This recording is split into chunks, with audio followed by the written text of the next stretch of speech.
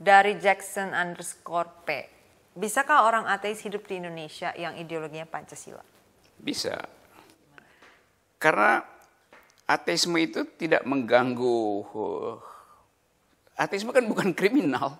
Ateisme bayar pajak. Negeri ini perlu pajak. Jadi biasa aja. Apa yang ditakuti? Kan orang selalu bilangnya sila pertama Ya. ketuhanan yang Maha Esa. Kan ateisme dalam tanda kutip nggak kenal ketuhanan yang Maha Esa. Gimana? Itu sila pertama, tapi sila kedua memungkinkan orang jadi ateis. Humanisme itu adalah ateis. Kemanusiaan yang adil dan beradab dasarnya adalah ateis. Saya terangkan sedikit ya supaya nggak salah paham.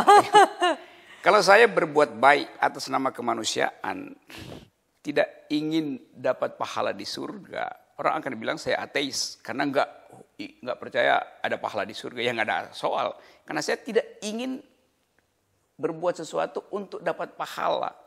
Justru itu perbuatan yang tidak otentik, palsu. Kalau bilang saya berbuat sesuatu kebaikan supaya saya masuk surga tuh.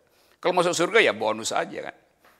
Nah pikiran semacam itu ya pikiran sekuler. Di dalam sekularisme, di dalam pikiran sekuler ada versi ateisme itu. Tidak semua orang ateis adalah sekuler, tapi ada versi ateis dalam sekuler, yaitu humanisme tadi.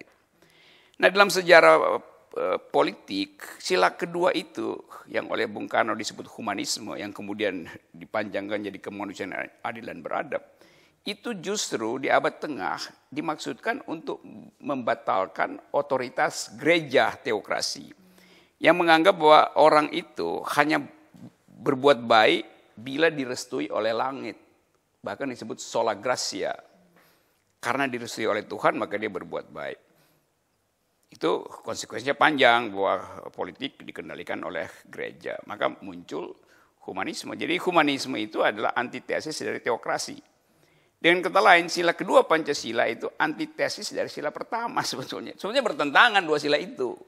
Nah, saya menafsirkan. Tapi ada di dalam ada. dalam satu sumber hukum yang sama yaitu Pancasila. Ya, karena Berarti itu saya bilang menafsirkannya Pancasila itu bukan sesuatu yang utuh, itu gabungan dari macam-macam pikiran sebetulnya.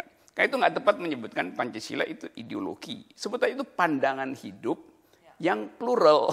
Kalau ideologi dia mesti tunggal, mesti koheren. Iya, betul. Sila pertama pasti bertentangan dengan demokrasi. Demokrasi boleh nggak bertuhan. Demokrasi kan boleh nggak beragama kan.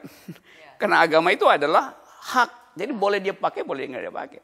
Kalau di kita sekarang kan dianggap kalau nggak beragama itu nggak Pancasilais. Loh agama itu adalah hak. Boleh dipakai nggak, boleh nggak dipakai. Sama dengan golput agama itu kan.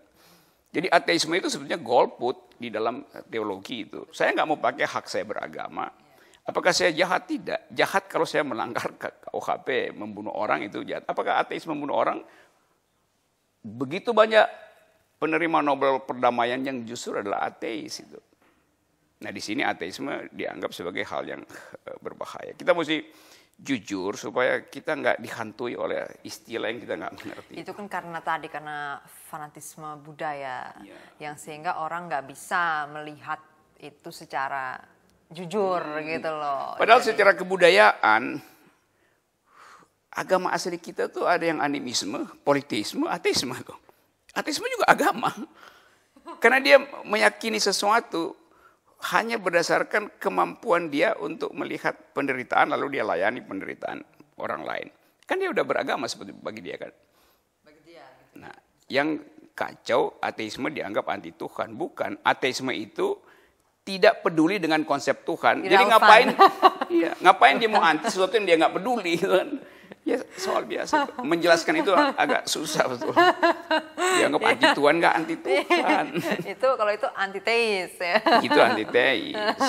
Dan orang bisa misalnya bertuhan pada pengetahuan dia sendiri, ya nggak apa-apa kan. Pada imajinasi dia ya silahkan.